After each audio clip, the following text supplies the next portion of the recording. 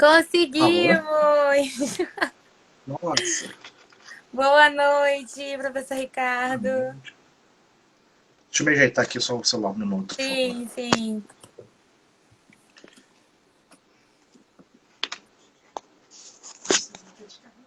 Vamos botar pra carregar.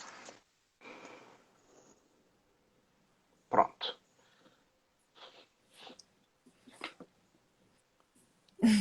É, pessoal, Boa foi não perceber, não. noite. A gente é brasileiro, a gente não desiste e a gente vai conseguir fazer aqui a nossa live. Boa noite para todo mundo que está entrando. Conseguimos aqui logar com o nosso professor, o Ricardo Soares. Pessoal, a gente vai estar dando início à nossa 13ª live. Para quem não conhece a nossa página, eu sou a Eva, sou uma das sócias da Ambicom. E a gente está dando andamento a nossa série de lives Profissão Gestor de Resíduos. Nessa série de lives, a gente aborda a gestão de resíduos em diversas áreas de atuação. Já falamos sobre resíduos de serviços de saúde, resíduos da construção civil, da manutenção. E no dia de hoje, a gente vai fazer uma visão histórica. A gente vai abordar sobre uma visão histórica da gestão de resíduos da cidade do Rio de Janeiro. A gente vai estar abordando os temas relacionados à urbanização, ao surgimento de lixões, à parte de aterros, e com o nosso convidado, Ricardo Soares. Vou pedir para você se apresentar, Ricardo, falar da Claro. sua formação, da sua experiência, para o nosso público aqui da live. Tudo bem. Antes de mais nada, eu peço desculpas, eu não sei o que aconteceu, mas o Instagram estava muito complicado aqui, ele não aparecia, então me desculpem tomar o tempo de vocês aí, né? Que estão em casa. Meu nome é Ricardo Soares, eu sou químico industrial, mestre em geoquímica, doutor em geoquímica e pós-doutor em geoquímica, tudo pela Universidade Federal Fluminense. Eu também sou licenciado em Química e tenho uma especialização em Filosofia e História da Ciência. Eu já fui algumas coisas nessa vida, né, profissional, que a gente está sempre em andamento, sempre com novos desafios. Já fui consultor, já fui professor de algumas universidades. Eu, há 10 anos atrás, me tornei servidor de carreira do Instituto Estadual do Ambiente. Também sou professor do mestrado profissional em Ciência do Meio Ambiente da Universidade Veiga de Almeida. Já dava aula lá com o professor Canejo em outros cursos. E desde que eu assumi como professor do mestrado, junto com esse meu grande irmão, professor Dr. Carlos Canejo, nós vemos desenvolvendo o Observatório de Resíduos Sólidos do Estado do Rio de Janeiro. Isso faz parte também da minha trajetória profissional, pois eu trabalho muito tempo com resíduos sólidos.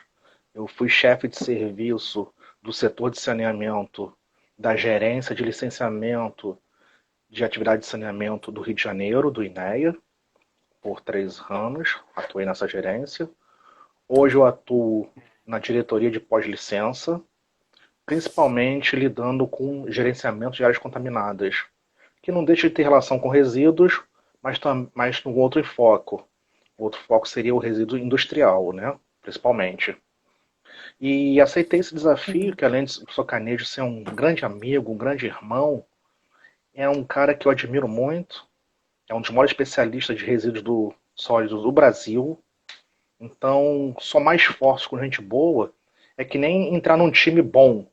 Você joga mais fácil. Sim, A gente contribui sim, com o que sim. pode, com o que sabe. E é fácil, é legal, entendeu? E estou Sim, aqui à sim. disposição para conversar com o seu público aí.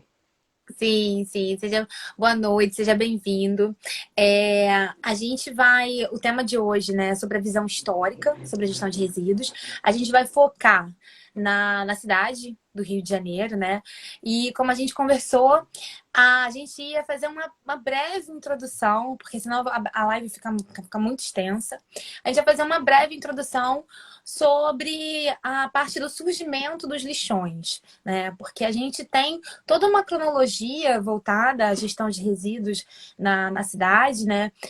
Que a forma como a urbanização da cidade aconteceu influenciou bastante em como os resíduos eram gerenciados, né? A importância que se dava a isso e a consciência que se tinha há um tempo atrás sobre os impactos que uma má gestão de resíduos, um descarte inadequado dos resíduos causava no meio ambiente, né? Então, falando inicialmente dessa etapa da urbanização, da favelização, enfim, do surgimento dos lixões, vamos abordar um pouquinho sobre esse tema. Então, Eva, quando você me convidou, é, eu aprecio muito a história, né? O pessoal eu tenho amigos que me chamam de historiófilo, porque não sou um historiador, obviamente, mas eu interajo com historiadores também. Gosto de ler muito. Quando a gente pensa em evolução histórica, uma coisa que eu aprendi com historiadores profissionais é desenvolver o contexto. A gente não pode partir do princípio de um contexto histórico do nada ou só botando data. Eu vou fazer um apanhado muito razoável aqui. Eu prometo não ser muito extenso. Se a gente pensa no nosso país, no nosso estado, na nossa cidade, ela tem uma vocação que se desenvolve com o tempo, e uma vocação basicamente portuária. A gente tem um porto muito forte na cidade do Rio de Janeiro, em que esse porto obtém bens e serviços, mercadorias e gente, pessoas. É um trânsito, né? Então a cidade, a província, a capitania, tudo que vai modificando a cidade de São Sebastião do Rio de Janeiro, ela orbita o porto. Mas só que naquela época, quando o Brasil era colônia, que é importante a gente falar, o tipo de resíduo era diferente. Ninguém vai pensar aqui que existia embalagem plástica, obviamente, né? A gente, Sim.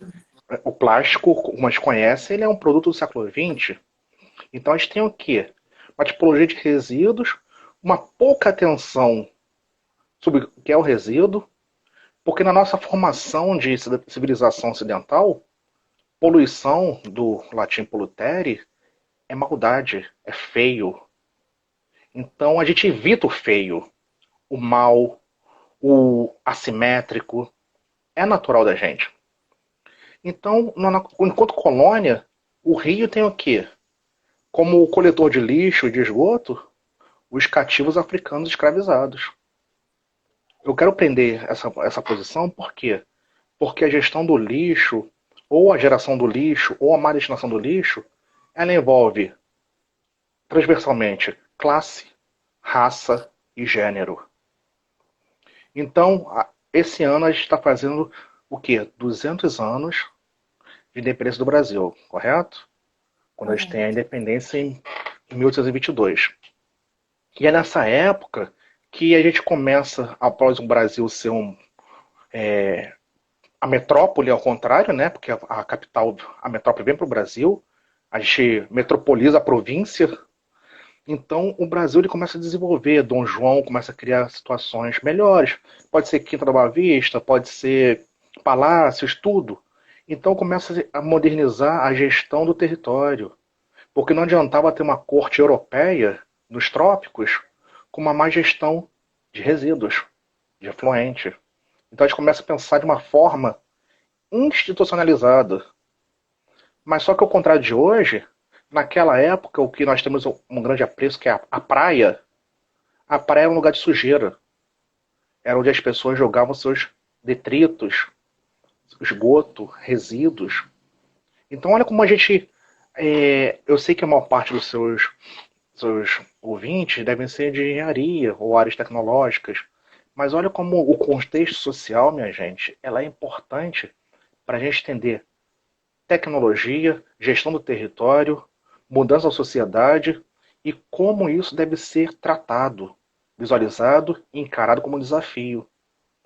Aí a gente parte. Eu estou sendo muito rápido. Se alguém quiser livro de história do Não, lixo. Tá ótimo, tá ótimo. Se Pode alguém quiser ler uma continuar. história do lixo, tem um livro que é excelente, que é do Emílio Maciel Einheimer, que é a História do Lixo. Ele é uma bíblia para quem é lixeiro, que trabalha com resíduos. É um Aquele livro cheiro. assim. A gente que trabalha com lixeiro, com lixo, para quem trabalha com resíduo sólido urbano e quer conhecer um pouco da história, do que é o tratamento, exposição e como é encarado o lixo, eu recomendo esse livro. Então a gente tem o quê? A gente tem a evolução de um país colônia para um país império e para a formação do Estado Nacional moderno. Nosso Estado Nacional é jovem, mas ainda assim ele cria instituições que obrigam a fazer gestão, quer seja com o carroceiro que trazia um, um burrinho na frente coletando o lixo da cidade, das carroças, ou então aquela história do Gari, que todo mundo já conhece, não vou falar, que todo mundo já sabe essa história da primeira licitação de gestão de resíduos. E a gente tem também, gente, quando a gente fala de história, ou então a gente não pode perder a chance de fazer paralelos históricos com o momento atual. Tem uma historiadora chamada Mary Del Priore, que ela é fantástica, e eu acho que no livro dela, A História do Amor no Brasil, ou A História da Mulher no Brasil, ela descreve que no século XIX, depois de 1880, era comum e praxe ainda, infelizmente, amores perdidos que geravam gravidez indesejadas, em que fetos ou até recém-nascidos fossem descartados nos lixões da cidade. Isso é registrado, gente. Então, olha só como a gente consegue fazer um paralelo da gestão do lixo, ou da má gestão, ou a gestão que tinha, com os impactos sociais que nos impactam até hoje também. Entendeu? Então a gente tem essa situação toda. Aí chega o século XX. Século XX, a cidade precisando crescer, a cidade começa a adotar conceitos europeus higienistas. Você tem Pasteur na França identificando a microbiologia, desenvolvendo microbiologia, ele começa a ter noção de germes. Então você começa a ter uma noção de que é necessário uma cidade em que o ar circule, em que as coisas transitem, em que não se estagne. Então você proporciona isso para que o local de disposição de lixo, ou de resíduos, como preferirem, se distancie da cidade. E assim, um ponto muito importante que você falou é da relação do descarte do lixo com a água, né? Porque Sim, até hoje é muito comum você ver, por exemplo, a Baía de Guanabara com toneladas e toneladas de lixo todos os dias. Os rios que cortam a cidade, os córregos que cortam a cidade também. Então é muito comum ainda o descarte do lixo na água, seja na praia, seja no rio, ou no rio que dizem vai desaguar na praia, enfim. Então, infelizmente, é uma prática que vem desde lá dos primórdios da urbanização do Rio de Janeiro, que ainda, infelizmente, ainda se mantém. é porque é uma questão de governança. Quando a gente tem o Rio de Janeiro, e o Brasil como um todo, ele é um país de industrialização tardia. A nossa Revolução Industrial, se é que teve, ela começa muito depois da Revolução da Inglaterra, da Alemanha, dos Países Baixos, que começou lá em 1775 com a máquina a vapor do James Watt. Então essa industrialização, ela incentiva a financiarização e a urbanização. A nossa população, nós temos um artigo, eu, professor Canejo, que é até muito interessante, que é sobre lixo também, sobre resíduos, em que a gente, isso é dado do IBGE, a gente só vira a chave de população urbana ser maior do que a população rural no Brasil na década de 50, que é um período que quase no mundo inteiro, que é informalmente conhecido como a grande aceleração, em que os fluxos de matéria, energia, geração, população, tudo explode. E falando em população, urbanização, isso acarreta também em novos materiais e novas formas de serem tratados, gerenciados. Só como um exemplo, não sei se vocês sabem, mas o plástico, o primeiro plástico moderno, artificial, a baquelite, ela foi criada, incentivada para que se pudesse substituir as bolas de sinuca que eram feitas de marfim e dão aquele sonzinho gostoso, plec. Não se queria usar na Europa outros materiais porque não dava plec. E os europeus naquela época já sabiam que os elefantes que forneciam marfim estavam entrando em declínio. Então eles estavam preocupados mais em ter bolinhas de sinuca para o seu lazer. Então a gente tem uma. Na década de 50 do século XX, eu dei um salto aqui, me desculpem, ainda mais pelo momento. Na década de 50, a gente tem uma explosão populacional. O lixo, eu vou falar de lixo, que é mais rápido de falar, mas o resíduo sólido urbano, o lixo não é gerado espontaneamente. Ele é fruto do uso. Ele Sim. é fruto de uma má gestão. Ele é fruto do consumo. Então, se você explode a população, a urbanização, você vai ter uma maior concentração numa pequena área desse resíduo. E aumenta o desafio de gerir e gerenciar as cidades. Entendeu? São coisas que são interligadas. Nós como membros do meio ambiente, militantes, nós não podemos dissociar do desenvolvimento sustentável, do tripé social, econômico e ambiental. E pegando um gancho nisso que você falou, Uhum. a gente pensando, né, na questão da urbanização, uma superpopulação num território que não cabia todo mundo, e aí o que a gente teve? A gente teve também a questão da favelização, a questão das construções irregulares, das ocupações irregulares, até mesmo pelo valor, né, de um imóvel, enfim. E a gente também teve combinado a isso, já o início das favelas em relação à forma como foi feita a abolição dos escravos, enfim. E nesse contexto de favelização, de problemas de urbanização na cidade, superpopulação, é o que você falou, a gente teve um aumento do consumo, um aumento da geração de resíduos, e o que fazer com esses resíduos? E a solução, né, que foi instituída por um bom tempo foram os lixões, né? Então, vamos falar um pouquinho sobre essa questão dos lixões. Então, a gente tem que ter muito cuidado em relação quando a gente fala da favelização, porque ela é uma solução urbana. Pode não ser a melhor? Obviamente que não. As pessoas precisam de uma moradia digna, decente, né? Porque elas têm direito a isso, a vida decente. Então, se a gente pegar o Morro da Providência, ali atrás do Central do Brasil, ele foi ocupado porque houve uma promessa que não foi cumprida de remunerar os combatentes da Guerra do Paraguai. Então eles ficaram ali da Providência esperando Providência.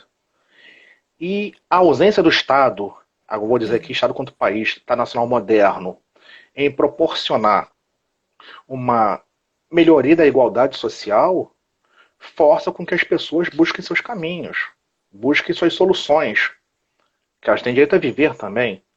E ninguém deseja viver num ambiente insalubre, viver num ambiente em que você vai jogar morro abaixo o lixo gerado, ou então um esgoto a céu aberto. Isso é fruto de uma ausência de sensibilidade estatal na gestão do seu resíduo, na gestão da moradia, na forma digna de fazer reforma agrária e evitar com que o crescimento urbano, principalmente, fosse desordenado.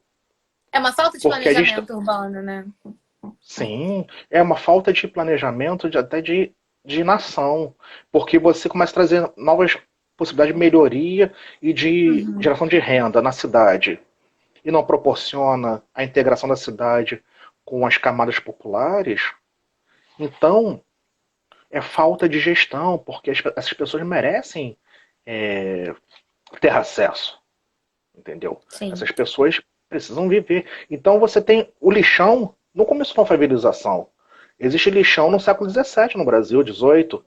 Se Uhum. alguém já viu o filme O Nome da Rosa, que é, que é homônimo ao livro do Humberto Eco, ali mostra que o mosteiro tinha uma entrada, uma saída de fundos que jogava os resíduos em que camponeses pobres iam lá garimpar.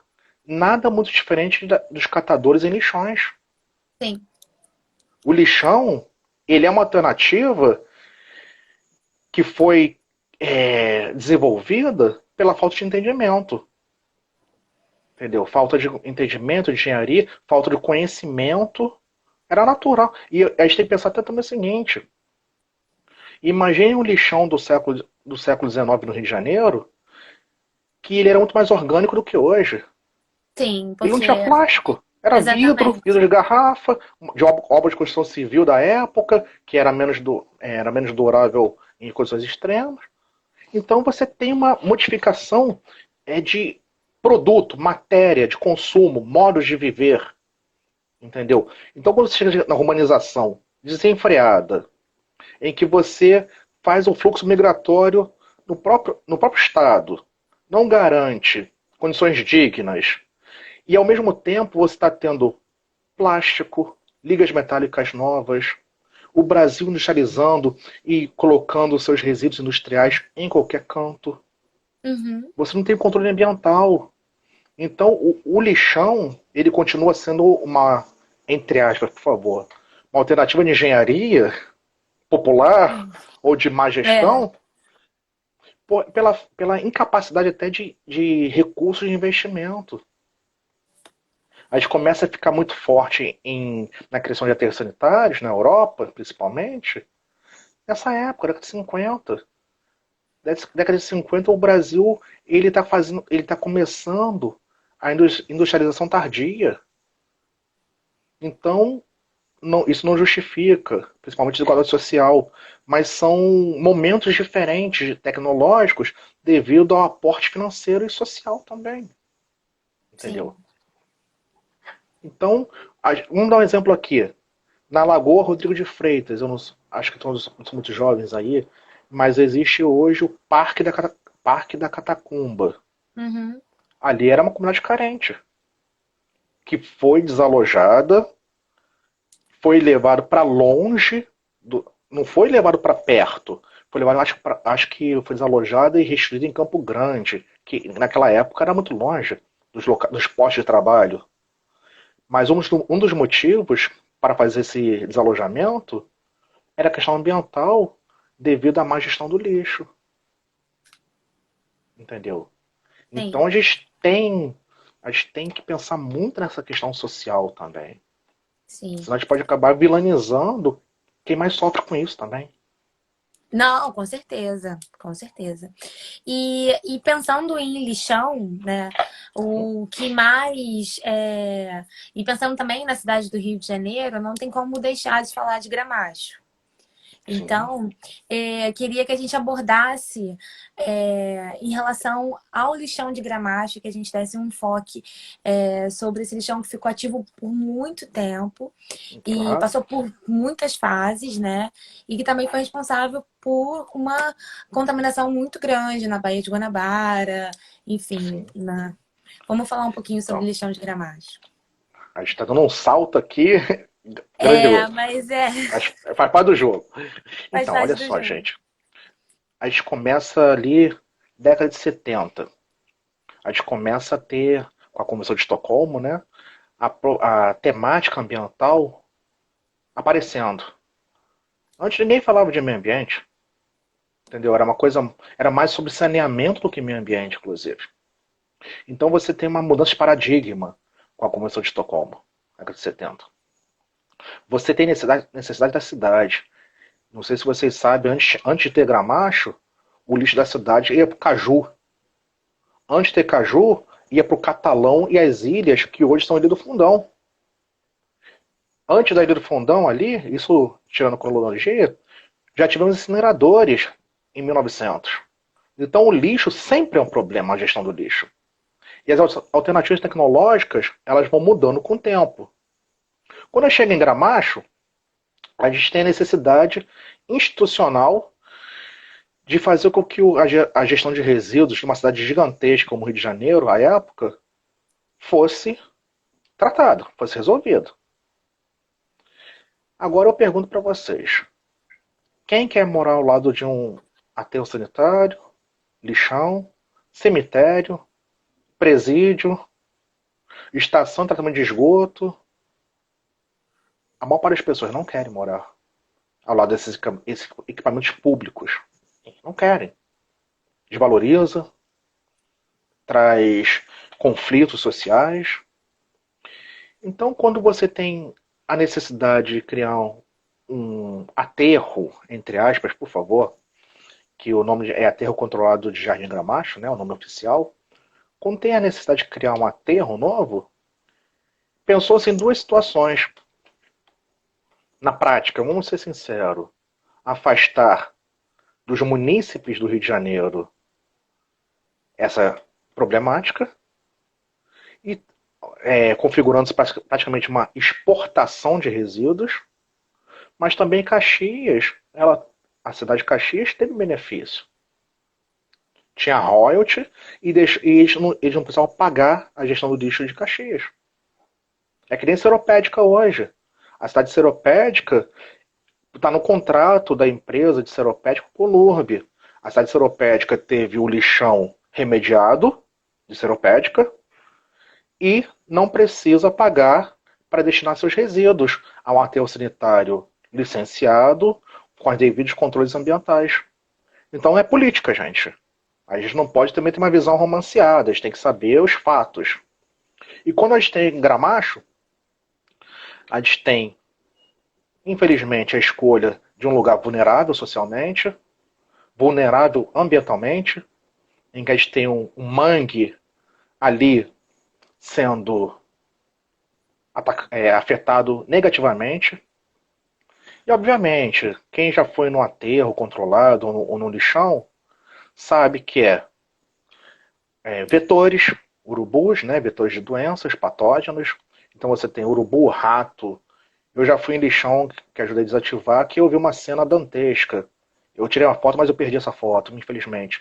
Era no meio de uma montanha de lixo. Urubu, rato, porco, cavalo, garça. Tinha uma garça ali intrometida. E porco já falei. Mas era tanto bicho que parecia ar-condicionado do lixo ali. Eu perdi essa foto. Foi em Comendador Levi Gasparian. Então você tem uma situação que também você tem os atores sociais identificando uma possibilidade de obter uma renda digna, mesmo que seja de forma insalubre. O catador ele vê uma possibilidade. Já existia catador antes de Gramacho. O catador não é uma invenção moderna. Então ele vê uma possibilidade de garimpar e poder de alguma forma gerar trabalho e renda para sua família.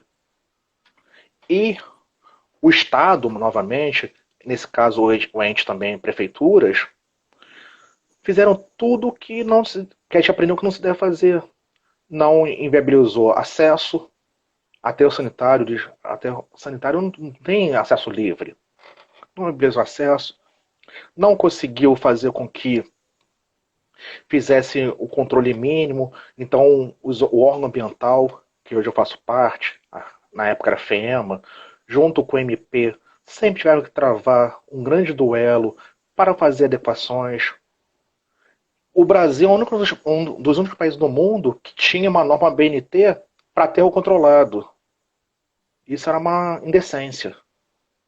Então, nós inventamos um intermediário. Ao invés de lixão, um aterro controlado, em que a gente teria não impermeabilização de subbase, controle de vetores, drenagem de chorume, lixiviado de aterro sanitário, para tratamento adequado. Nós tivemos ali o quê? Um recobrimento, algumas iniciativas tímidas de engenharia, uma conformação de talude meio torto, umas bermas meio ângulo esquisito também, e tudo como um grande paliativo e demorado, muito conflito, muita conquista. Cada coisa era uma conquista. Mas só que o mangue sofreu. A gente está numa franja da Baía de Guanabara ali, né? Uma área sensível. O mangue sofreu. As pessoas sofreram também, porque no entorno de Jardim Gramacho, você quando tem uma situação de grande fragilidade social, nunca vem sozinho. Nós, a parte das vezes, nós queremos fechar os olhos, mas quando você tem situação extrema de pobreza, você vai ter alcoolismo, você vai ter drogas, vai ter prostituição. E não pensem vocês que uma cooperativa ou então pessoas vulneráveis socialmente trabalhando em condições insalubres, elas são organizadas. Não. Tinha ali catador em Gramacho que era foragido da justiça. Tinha catador que usava força para controlar alguns outros, o que é normalmente chamado de xerife. Então você tem toda uma. É lógico que 98% das pessoas eram honestas e são. Eu estou falando só exemplos que sejam assim muito gritantes para a gente prestar atenção, porque no nosso mundo, então a gente fica assim muito alheio, o que é uma vergonha até, porque a gente não conhece. A realidade é outra. E a É, realidade também, novamente, é de raça e gênero. uma coisa até que eu conversei com você é que quando eu conheci o aterro de Gramacho, né? Porque ele foi inicialmente como lixão, depois ele teve uma melhoria, né? Virou um aterro controlado. Quando eu conheci, ele já estava em seu processo de fechamento. Uhum, E porque já estava sendo inaugurado o aterro de Seropédica. uhum. E ao conhecer o bairro de Jardim Gramacho, eu já senti que eu já estava no lixão antes de chegar no lixão.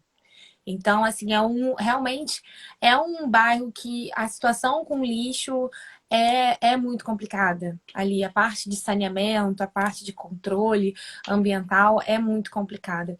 E aí, pensando nas fases desse aterro, vamos abordar no seguinte sentido, voltando para o lado ambiental, né? Os Uhum. impactos de ter mantido Gramacho do jeito que foi por tanto tempo. Quais Então, são os principais impactos que a gente vê assim para o meio ambiente, para a sociedade? os impactos eles são quase sempre muito parecidos. Pode ser no lixão de Gramacho, lixão de Candeias, todas as áreas de lixões, né? Geralmente, os lixões antigamente eram não muito profundos. Então a degradação não era tanto anaeróbia naquela época. Então você tem ali em Gramacho, eu acho que são, a memória, eu acho que são 3 taludes. Para quem não sabe, é como se fosse um bolo de noiva em que você tem 3 camadas, muito grosseiramente.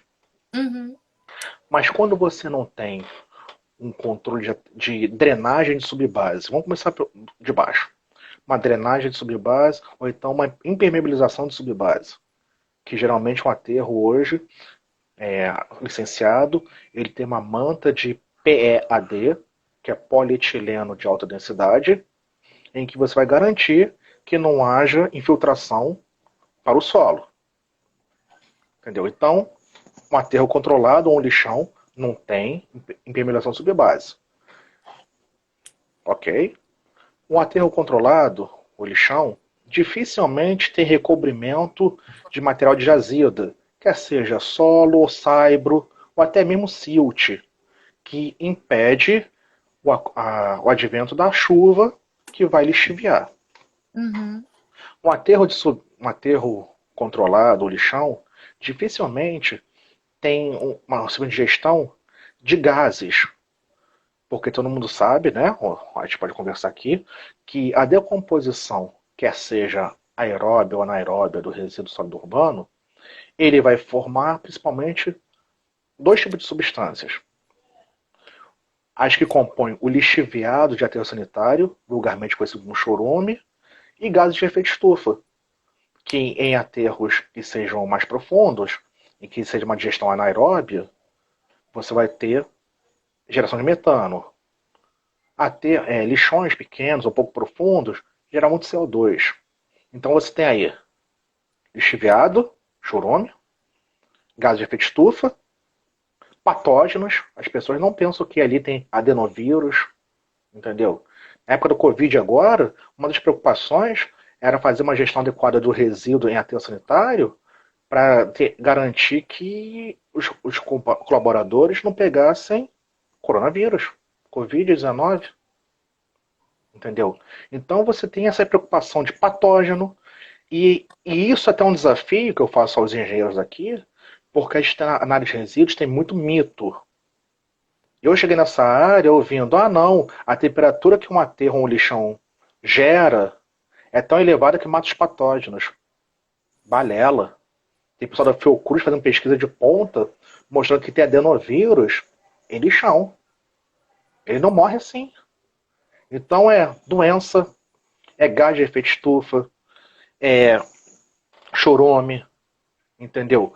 É uma preocupação que no Brasil, infelizmente, se fala pouco ainda, geração de microplástico, Sim. nanoplástico, que no caso de Gramacho, por exemplo, com certeza deve ter tido um fluxo gigantesco de micro e nanoplásticos vertendo para a Baía de Guanabara, impactando um bem a proteger, o recurso hídrico fundamental. Então, microplástico, não sei se vocês sabem, mas hoje em dia, microplástico foi identificado até placenta humana. Está na Nature. Foi identificado microplástico no Himalaia, onde eu nunca se imaginava que ia ter, nas fendas marianas. Então, o microplástico, ele se torna um produto de degradação, porque a gente só pensa o quê? A gente pensa sempre no macro, no macroplástico. Naquele lixo flutuante, a garrafa PET que flutua. É o nosso normal, é sensível pra gente, é fácil. Mas quando a gente começa a pensar que esse mesmo plástico, que de repente estava no lixão, ao se decompor, ele gera microplástico, a gente tem que ver a problemática com outros olhos, que se torna muito mais difícil, muito mais impactante na cadeia trófica, E assim, entendeu?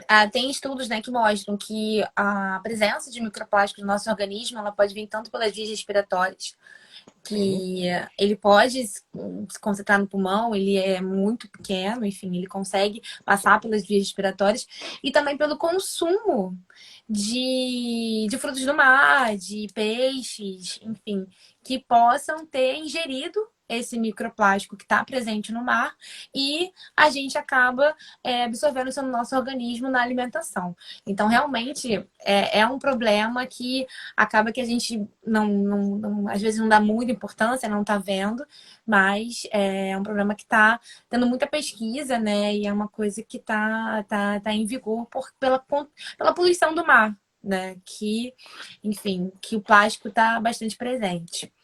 mas eu gostaria de ver debate, até entre os engenheiros também, para além da pesquisa de onde está.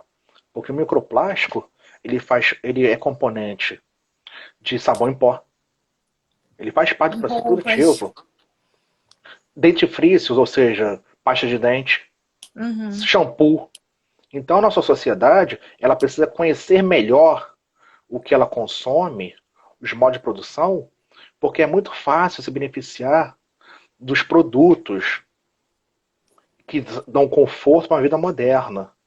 Sim. Mas quando a gente para pensar que não isso é lei da conservação da matéria, Lavoisier já falava, né? Então, na natureza nada se cria, nada se perde, tudo se transforma. Então, quando você começa a pensar que aquela cápsula de café que todo mundo gosta, que é cômodo, ela dificilmente vai ser reciclada e vai gerar muito mais resíduo plástico do que fazer café na cafeteira elétrica ou café no fogão, as pessoas precisam perguntar: será que precisamos disso? Isso vai para É, onde? Vai para o meu aterro. é o que a gente sempre Você fala tem nas outras custo. lives, né? Que uma das premissas, né, da política nacional de resíduos sólidos é a não geração. Sim. Então, é a gente pensar exatamente o que você falou, nosso consumo, eu preciso realmente disso, eu preciso gerar esse resíduo, há necessidade de eu gerar esse resíduo, e depois que eu gerei, o que vai ser feito dele? Ele vai ser passível de reciclagem, de reuso, ou ele vai parar no aterro, ou num lixão, dependendo de onde eu morar, de Sim. onde eu estiver. né? Enfim, Sim. é essa consciência, né, que às vezes faria toda a diferença. O professor Canejo e eu fizemos uma pesquisa, foi publicada, está até no nosso site, em que a gente comparou 3 modos de preparo de café. Café na cafeteira, café feito no fogão mesmo e café de cápsula. Por quê? Porque na Alemanha, na cidade de Colônia, foi proibido usar café de cápsula, K-Cups, que eles chamam, em repartições públicas. Gente, isso é Sim, formulação de política pública. É identificar o que é realmente necessário, o que é importante, e identificar os impactos disso. A gente não pode ter uma sociedade alienada que acha que tudo se resolve quando sai da sua casa. Nós precisamos investir em educação ambiental para dizer, olha, precisamos disso, dessa forma, podemos elaborar políticas públicas adequadas para gerenciar esse fluxo, porque não e, existe nada infinito. né? E aí, assim, para a gente dar uma evoluída, mais ainda você vai brincar, você deu um salto agora. É, foi um salto. A gente Salto vai de dar um canguru. salto de novo agora. Tudo bem. A gente conviveu por muitos anos com essa problemática pensando em cidade do Rio de Janeiro, porque ainda tem muitos municípios convivendo com o lixão, apesar de todas as metas da Política Nacional de Resíduos Sólidos, a gente tem um problema de postergar a meta de fechamento de todos os lixões do Brasil. Então, essa meta é sempre postergada, a gente não consegue atingir essa meta. Mas pensando na live de hoje da cidade do Rio de Janeiro, a gente teve esse marco, que foi o fechamento do lixão de Gramacho. Todo o resíduo sólido urbano coletado pela Prefeitura do Rio de Janeiro hoje vai para um aterro sanitário, que é o de Seropédica. E aí, pensando em tudo isso, a política nacional ela veio em 2010 com muitos benefícios. Né? Sim. Ela veio com muitas metas ainda não foram atingidas, mas a gente teve uma evolução, a gente continua tendo. Recentemente, a gente teve a questão do Recicla Mais, que vai trazer bastante mudança, bastante evolução. Então, vamos falar um pouco sobre a política nacional em relação a essa questão dos aterros, né? Tiveram algumas perguntas aqui voltadas à redução de recicláveis que vão para o aterro. Então, a gente pode falar um pouco dessas medidas que vão, no final, aumentar a vida útil do aterro, que é o que é um item muito importante, porque a sociedade, se ela tivesse noção de que quanto menor a vida útil do aterro, eu vou ter que pensar mais à frente um novo lugar para um novo aterro, né? Sim. Então é interessante para todos que o aterro tenha uma vida útil grande e para isso a gente precisa diminuir o volume de resíduos que chega até ele. Então vamos falar um pouquinho sobre essas medidas que a política nacional vem trazendo ao longo desses 12 anos. Então, a gente brinca, né, que a política nacional ela não tem 12 anos, ela tem 32. Porque levou 22 anos para essa criança nascer. Exatamente. Foi Ela, até pegando um gancho que o Vint falou no último workshop do Observatório, que é a questão do tempo que se leva para aprovar uma lei, né? Para aprovar uma ideia. Enfim, tem que ter paciência. sim, mas aí que tá, também tem a própria sociedade reivindicando, né? Sim, Porque a gente não pode ser passivo. A vida pública, a vida política é mais do que botar um voto na urna. É cobrar todo dia. Então, quando a gente tem a política nacional de resíduos sólidos, foi justamente na época que eu cheguei na Secretaria de Estado do Ambiente. Foi 2011. Gente, foi muito animado. Todo mundo ficou esperançoso. Porque finalmente estava se tratando e estava acontecendo as coisas. Eu tive o privilégio e sorte também de estar nesse momento, junto com o professor Canejo, que ele era do INEA também, além de ser da CEA, em que a gente atua para fazer cumprir a lei finalmente. O professor Carlos Canejo ele foi responsável pela desativação de Gramacho. Então a política ela institui papéis. Você não pode simplesmente criar do nada. Você tem que instituir papéis e responsabilizar os atores. ela coloca finalmente as pessoas vulneráveis que dependem do lixo, da reciclagem do lixo, os catadores, como atores importantes sociais. A PNS, a política, ela institui a necessidade de tecnologias adequadas.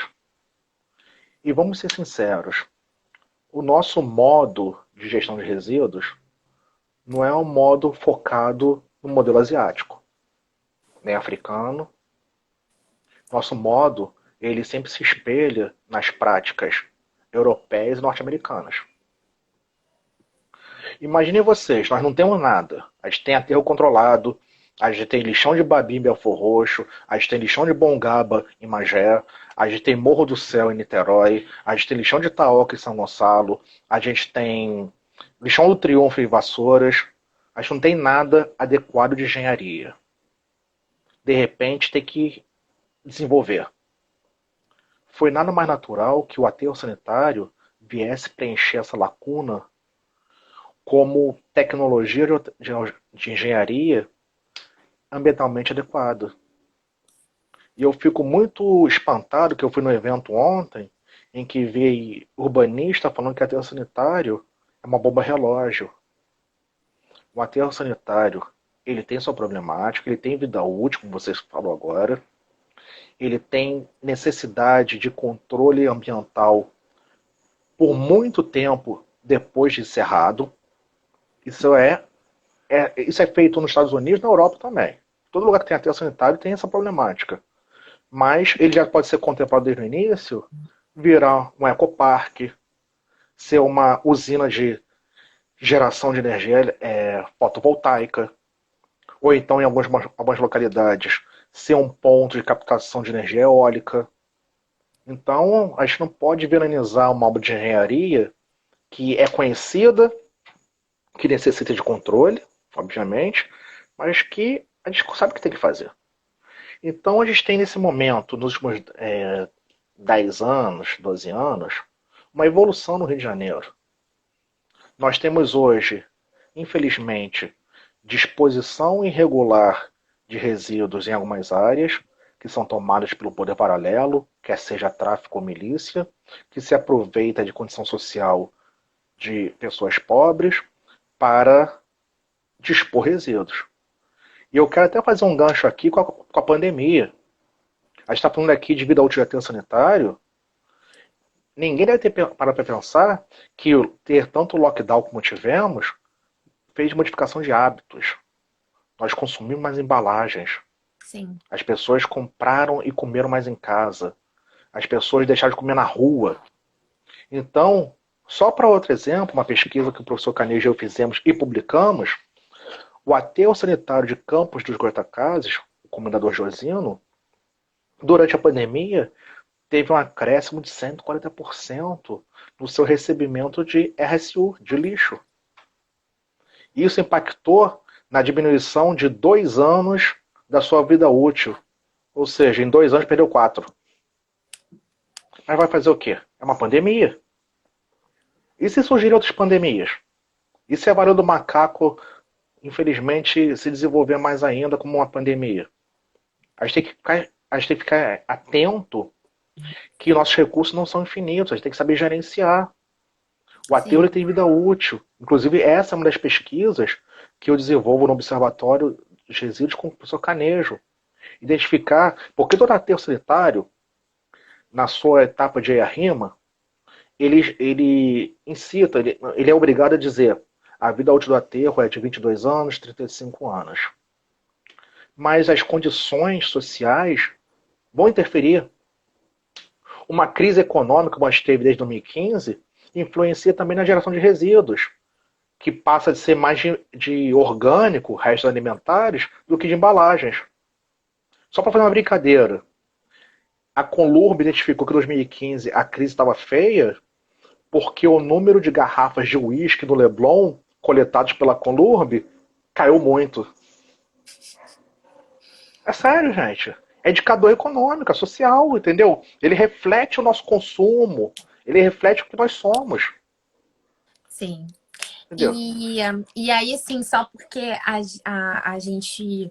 precisa abordar uns outros temas em relação Claro. a essa questão do que está acontecendo mais recente em relação à política, dessa diminuição dos resíduos que são enviados para o aterro, né? A gente teve algumas mudanças recentes, Uhum. principalmente em relação às empresas, né? No ambiente corporativo, algumas metas Sim. mais rígidas, enfim, para incentivar a parte da reciclagem e também a cobrança dos municípios que são os responsáveis pela gestão dos resíduos sólidos urbanos.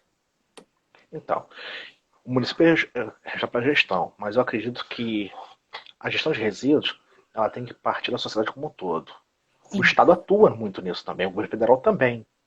Nós recentemente tivemos o plano Recicla Mais, que isso vai favorecer semelhante ao ecovalor de Portugal, da União Europeia. Isso pode favorecer como novos créditos para quem fizer a reciclagem. Mas eu acredito seriamente, isso aqui é uma intuição, não tenho dados. Então, se alguém me falar amanhece na rua, você é maluco, eu vou até aceitar, né? Fazer o quê? Intuição. Nós perdemos o bonde da história.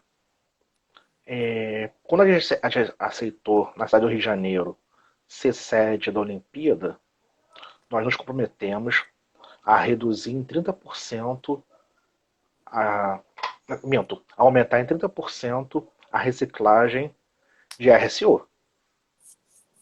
Nós ainda mantemos os mesmos 3, 4, quando muito bom, 5%. muito baixo, né? Muito baixo. A gente não consegue atingir padrões mínimos. Na Itália, eles estão chateados porque eles atingem 33%. Na Áustria é 65%, sendo que a meta deles na Europa é de 50%. Então nós perdemos o bonde da história. A gente não conseguiu implementar.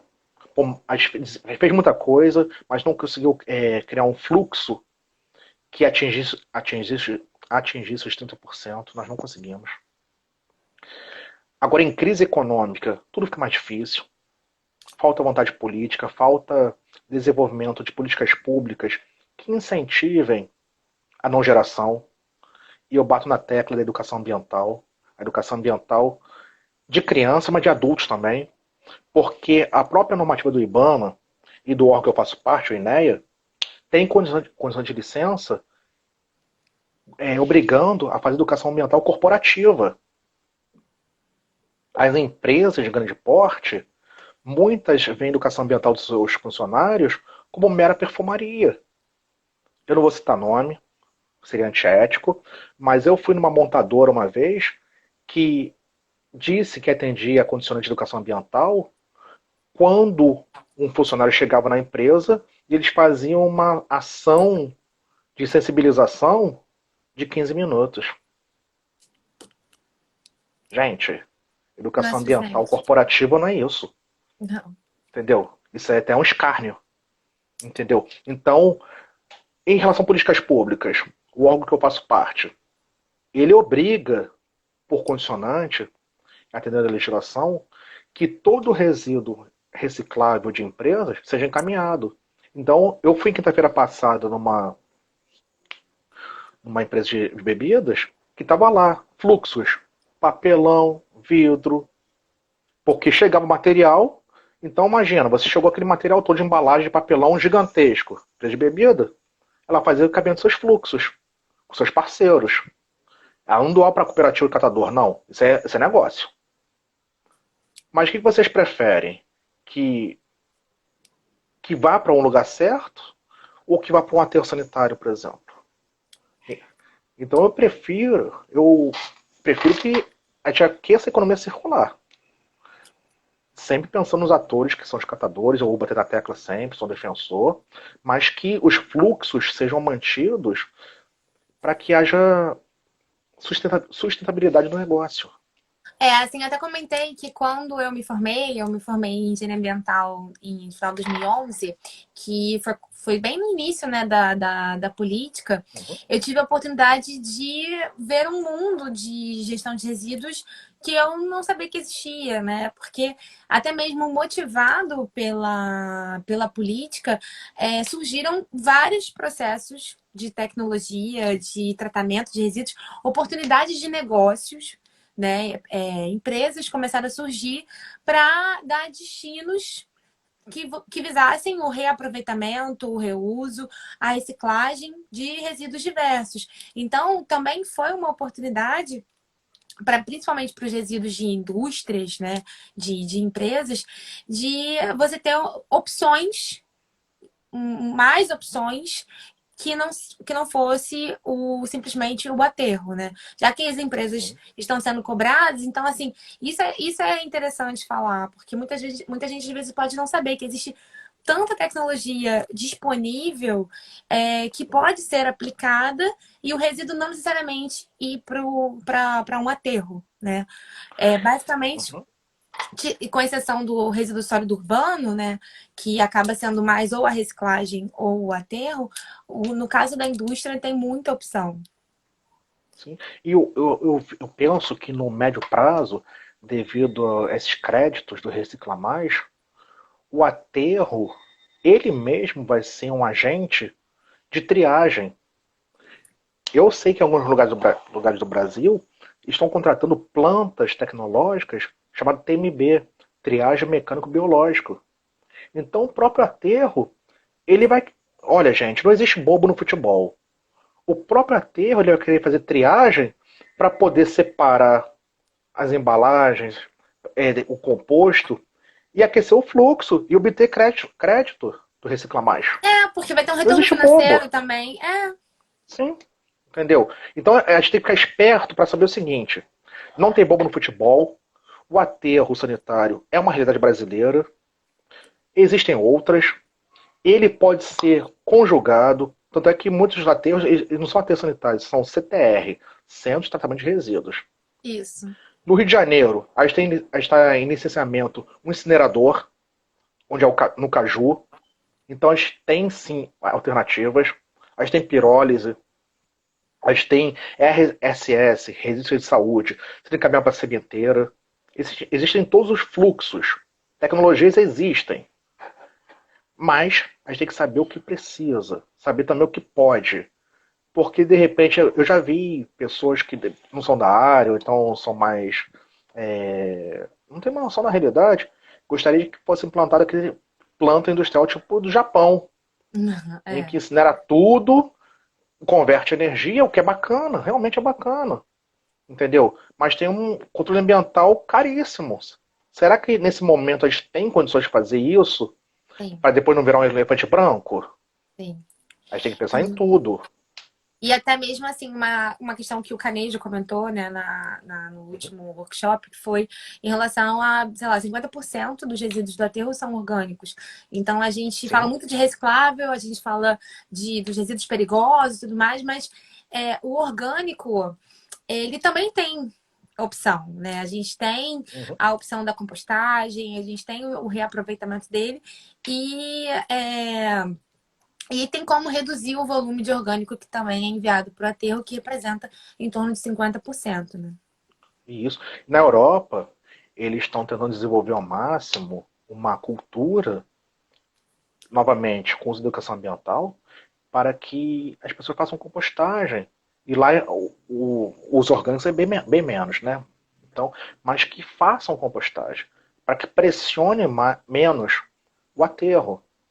Sim, Então a gente vai ver o seguinte: se a gente começar a fazer compostagem, ou então o próprio aterro com TMB, ele pode fazer composto. Vai que você tem um aterro que está localizado em uma zona rural em que esse composto vai ter fim comercial. Por que não comercializar? O exatamente. aterro hoje em dia ele comercializa outras coisas sem ser só aterramento. Não sei se vocês sabem, o aterro de Seropédica ele tem uma planta de biogás de biometano. Ele pega o metano, o biogás gerado na sua planta, no seu aterro sanitário, comprime, purifica, gera biometano. Esse biometano comprimido, ele abastece caminhões-tanques que começaram a abastecer de biogás a caldeira da cervejaria que eu fui semana passada, por caminhões. Então você tá tendo uma forma também de não De vai para tirar ele do aproveitamento. aterro, sim. Você está deixando de queimar no chapéu chinês, que é o equipamento que a gente usa para queimar, né? Para gerar CO2, você está gerando renda acessória, entendeu? Então, a gente tem que pensar muito. Será que a gente vai conseguir ter um paradigma novo de levar compostagem? Em casa, acho difícil. A gente pode tentar incentivar. Mas, de repente, de forma institucional, eu acho viável.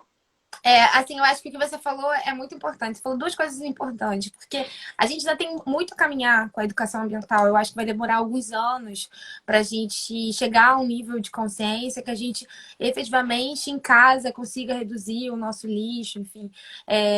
Um exemplo, dificilmente no Rio de Janeiro você vai ver um bairro que não tem a coleta seletiva. A prefeitura faz, a coleta tem que ser uma vez por semana. E, por exemplo, na rua onde eu moro, a única casa que entregava era minha, até eu começar a divulgar com os meus vizinhos, não, vamos fazer e tal. Enfim, mesmo tendo na porta de casa, é difícil as pessoas fazerem, né? Porque dá trabalho, porque inicialmente pode ser um incômodo ali, é muito mais fácil você pegar tudo e enviar tudo junto para a Conlurb e levar para o aterro. E aí, assim, até a gente chegar nesse tempo, uma medida interessante seria o próprio aterro ter medidas, né? Seja de fazer uma separação interna ou então a compostagem no aterro, por que não? Enfim, são medidas que poderiam ser uma cobertura até a gente chegar num nível de educação ambiental que eu acredito que vai demorar ainda alguns anos. Olha, nós tivemos iniciativas no Rio de Janeiro, como o Coleta Seletiva Solidária, que qualificou prefeituras, entendeu? Para gerar trabalho e renda pela reciclagem. Então a compostagem também ela é uma necessidade que não precisa. Se a gente tiver um trabalho de seriedade, entendeu? Incorporando como política pública, vendo que deu certo, qualificando os atores para ver o que a gente pode corrigir, pode ter alternativa. Mas Sim. a questão é, será que nós estamos preparados? Nós levamos 20 anos para criar uma política. Mês passado, retrasado, saiu o Plano Nacional de Resíduos Sólidos, que é o que regulamenta a política. Então a gente tem um desafio enorme que os atores também profissionais precisam encarar, porque tem muita gente querendo uma solução fácil, Sim. entendeu? Tem muita gente no nosso meio querendo fechar os olhos pro chorume, ou então achando que o lixo de aterro sanitário pode tratar igual esgoto. A gente tem que ter muita seriedade nesse tema, Muito entendeu? profissionalismo, E né? sabendo que sim, sim, sim. E também conhecimento científico. Não adianta nada repetir velhas práticas que tiveram uma qualidade comprometida. Não tiveram A gente tem êxito, que investir. exatamente. Ou então que foram muito comprometidos, que houve desperdício de recursos. A gente precisa de conhecimento científico para, junto da técnica, e também, novamente, tendo um laço econômico e pensando no social. Eu sempre vou pensar no desenvolvimento social. A gente tem que pensar que a gente tem os ODS aí que precisam ser encarados pelo poder público e privado. Que não adianta nada empresas falarem que tem ESG, que virou moda, para quem não conhece, Environmental, é, Social e Governance, fazer ESG e não tem um contato com o entorno ao redor dela, de pessoas pobres, não conhecem a necessidade daquilo, não gera emprego, trabalho e renda ao redor, não tem consumo consciente, tem modos de produção com controle ambiental deficitário. Eu conheço várias assim, mas elas vendem que tem Asger, selo Sim. verde e por aí vai. Entendeu? Sim. Bom, Ricardo, acho que foi. A gente chegou no fim da nossa live, a gente conseguimos abordar todos os temas que a gente separou, Verdade. dando alguns saltos, mas Normal. agradeço pela sua presença. A gente falou do Observatório, né, da Veiga, que é um Uhum. projeto muito legal que vocês estão fazendo, com Obrigado. muitas pesquisas, né, voltadas aos resíduos do estado do Rio de Janeiro. Vocês comentaram que tem pesquisas voltadas ao chorume, pesquisas voltadas aos dados, principalmente, porque Sim, para sim. quem é estudante, para quem trabalha com pesquisa, é uma grande dificuldade o acesso aos dados. Então, o observatório está sendo muito importante, vai ser muito importante em muitos pontos voltados à parte do meio ambiente. Para quem não conhece, a gente vai tá divulgando também nos stories a página do observatório e o link do site onde tem as pesquisas que estão sendo Obrigado. desenvolvidas, né, Ricardo? Sim, claro, obrigado. Eu quero agradecer, eu peço desculpas por problemas técnicos que tivemos, né? Foi um enorme prazer estar aqui presente. E uma palavra final, né? Eu desejo que as pessoas tentem perceber que não existe como ficar alienado. Tudo ao nosso redor ele vai refletir nossas ações. O consumo, ele é bom, todo mundo quer um celular novo, mas ficar trocando de 2 em 2 anos, isso é recurso. Está sendo consumido, não é infinito, vai gerar resíduo e vai para algum canto. Então, Exatamente. o consumo consciente ajuda muito também. Sim. Agradeço muito pela participação. Obrigada mais uma vez. Obrigada a participação de todos. A live vai estar disponível daqui a pouco no nosso feed e também no nosso YouTube, no nosso canal do YouTube. E eu também vou estar divulgando nos stories a página do Observatório e o site onde vocês podem ter acesso às Obrigado. pesquisas que estão sendo desenvolvidas. Ricardo, boa noite a Boa noite, todos. bom descanso a todos. Tchau, tchau. Tchau, tchau.